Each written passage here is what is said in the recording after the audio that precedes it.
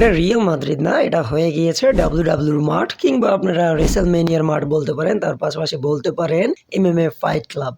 কারণ রিসেন্টলি এই যে একটা প্লেয়ারের সাথে আরেকটা প্লেয়ার লেগে আছে, তার পাশাপাশি আমাদের প্রেসিডেন্টের মাথা গরম হয়ে গিয়েছে। গতকালকের ম্যাচের পর কিলিয়ান এমবাপ্পের মাথাও গরম হয়ে গিয়েছিল। সে ডিরেক্টলি বলে যে সে এল ক্লাসিকোতে এই জন্য খেলেনি যে আলভারো আরবেলাও তাকে বলেছে যে তুমি বর্তমানে রিয়াল মাদ্রিদের 4th চয়েস স্ট্রাইকার।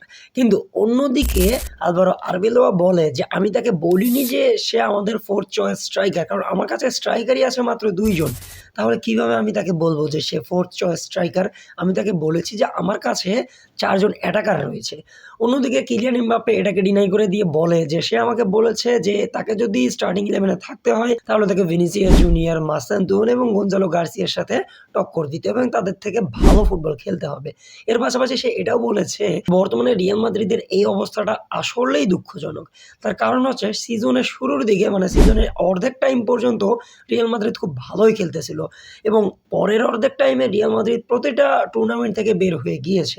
এর দ্বারা সে লিটারালি এটাই বোঝাচ্ছে যে জাভি আলোনসোর আন্ডারে রিয়াল মাদ্রিদ ভালো ছিল এবং আলভারো আরবেলোয়ার আন্ডারে রিয়াল মাদ্রিদ খারাপের দিকে যাচ্ছে। তার পাশাপাশি সে এটাই বুঝিয়েছে যে এই টাইমে রিয়াল মাদ্রিদের এটা হচ্ছে ভুল ডিসিশন আলভারো আরবেলোয়াকে অ্যাপয়েন্ট করা। কারণ জাভি আলোনসোর আন্ডারে রিয়াল মাদ্রিদ 7 পয়েন্টের লিডে ছিল এবং আমার মনে হয় যে ফার্স্ট হাফে রিয়াল মাদ্রিদ খুব ভালোই খেলেছে।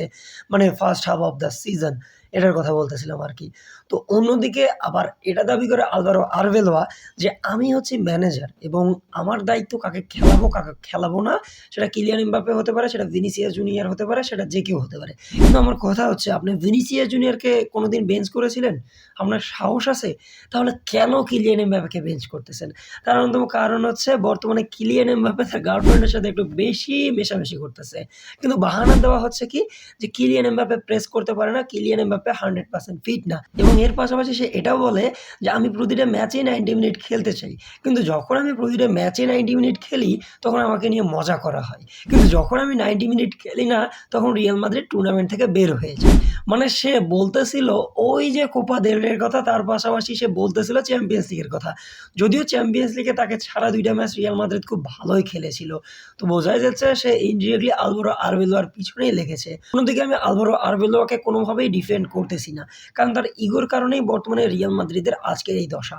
বায়ার্ন মিউনিখের ম্যাচটাতে সে যদি কামাভিঙ্গাকে না নামিয়ে ওই জায়গায় ড্যানি সাবায়াসকে নামাতো আমার মনে হয় খুব ভালোই হয়। কিন্তু ড্যানি সাবায়াসের সাথে বর্তমানে তার লেগে রয়েছে। অন্যদিকে এখন আসা যাক রিয়াল মাদ্রিদের এই ম্যাচের পারফরম্যান্সের দিকে একটু লক্ষ্য করি। এই ম্যাচে ভিনিসিয়াস জুনিয়র পারফরম্যান্স একদম রিয়াল মাদ্রিদের লেভেলেই ছিল না। কিন্তু সামনেই আসতেছে ওয়ার্ল্ড কাপ। শুধু রিয়াল মাদ্রিদের কথা চিন্তা করলেই হবে না। যারা বর্তমানে ব্রাজিল ফ্যান রয়েছেন তারা কি মেনে নিবেন যে ভিনিসিয়াস জুনিয়র এইরকম পারফরম্যান্স করবে ওয়ার্ল্ড কাপে গিয়ে? আমার মনে হয় না তারা মেনে নিবেন।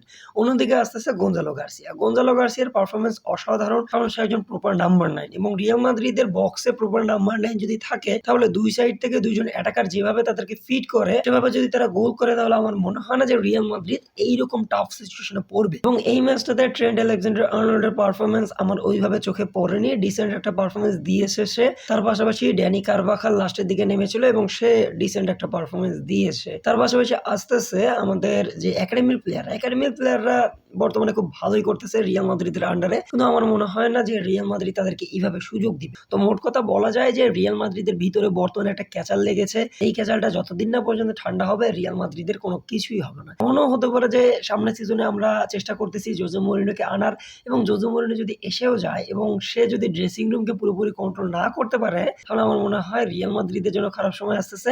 তার পাশাপাশি ফ্লোরেন্তিনো পেরেজকে একদম বেইজ্জতি হয়ে রিয়াল মাদ্রিদ ছাড়তে হতে পারে।